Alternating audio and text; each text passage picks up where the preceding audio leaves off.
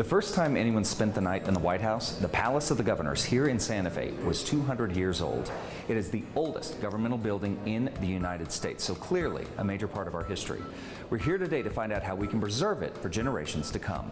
All right, so Andrew, you guys are very busy this summer with Adobe Summer here at Palace of the Governors. Tell us a little bit about this. I'm happy to. The Adobe Summer programming is part of the overall Summer of Color programs that are going on in Santa Fe this summer. We chose Adobe because the Palace of the Governors, which is our prime attraction, is the kind of quintessential Adobe structure in New Mexico.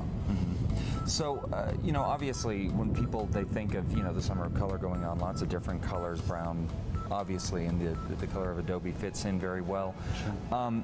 This place really is, it belongs to New Mexicans, and it really is very much about who we are.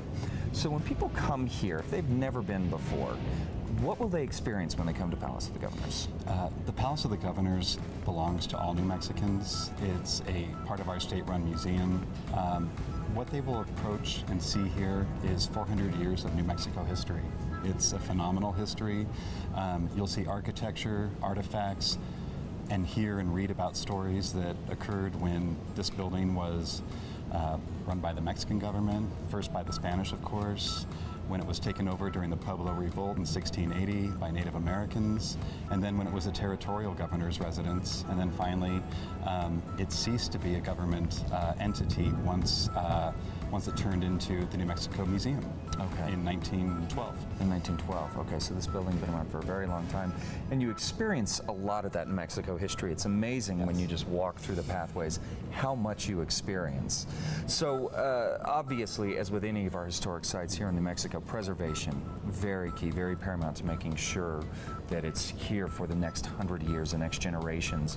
What are we doing right now, and what can we be doing to preserve this? Yes, well, the preservation project that we have underway, that we actually start at the end of this summer, is to strip the whole stucco kind of carapace over what you see of the palace right now, which is a cementitious, made of cement, substance that is actually hurting the adobe underneath. Really? This is a mud building. It's 400 years old, and the essence of the preservation is that we have finally won hard-fought funds from the state legislature, from the Department of Cultural Affairs. We're very grateful to both entities, but this is a project that needs to happen over the next few months, and it will, because we need this building to be here not only for another 100 years, but another 400 years. Right.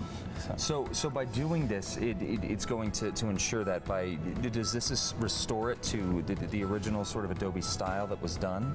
This building has undergone so many changes in its 400 years. It used to be many times the size of what it is now, but it has always been Adobe. During the Victorian period, it had Victorian leitmotifs, visual leitmotifs, and in 1909, it was turned into the Spanish Revival style that you see now, which we believe was very reminiscent of how it looked back way in the day, back when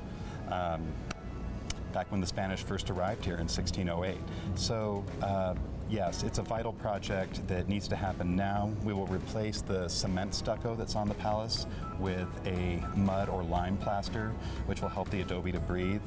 This is actually a living building, and that's one of the reasons it's so exciting to visit the palace. So for more information on Adobe Summer and how you can help preserve the Palace of the Governors, head over to casa.com.